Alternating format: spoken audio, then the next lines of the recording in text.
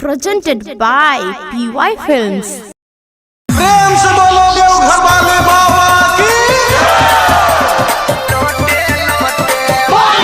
Presented by Madura Music.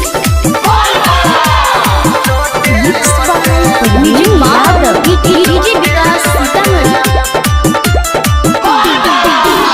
शादी कराई दो लगन लगाई दो दादा कनिया सुनो रे गो मोटे बाबा लोटे लोटे शादी कराई दो लगन लगाई दो दादा कनिया सुनो रे गो मोटे बाबा लोटे लोटे हो भोला लोटे लोटे जलावा चढ़ाई बहुत दुनु गोटे हो भोला लोटे लोटे जलावा चढ़ाई दुनु गोटे हो बाबा लोटे लोटे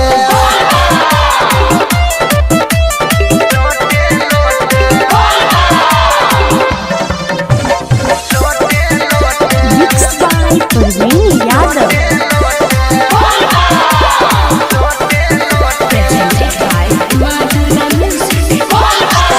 हर साल आबै छिया तोहरे दुआरी कर करन कृपा बाबा बुझ हलचारी हो भोला हर साल आबै छिया तोहरे दुआरी कर करन कृपा भोला बुझ हलचारी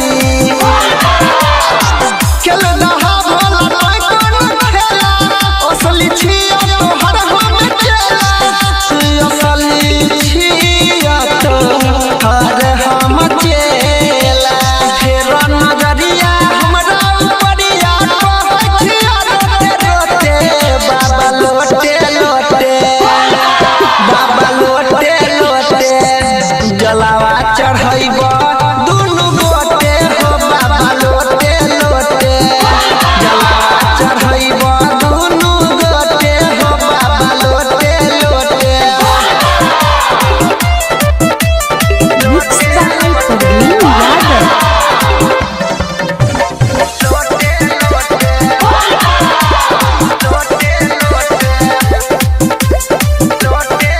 Presented by PY Films. भोरे भोरे जपै छिया नाम तोहर उठ के आ गाजा के संगे भांग चढ़बै छिया कुइट के तोरे नाम जपै छिया भोरे भोरे उठ के आ गाजा के संगे भांग चढ़बै छिया कुइट के रटर पंकज यादव मिल के कर जोगार भोला नारद मिल के कर जोगार हो बाबा हे नारद से मिल के माथा पर हमरा मोर चढ़वाई दा कोदम कम एगो छोटे बाबा लोटे लोटे हो भोला लोटे लोटे जलावा चढ़ाई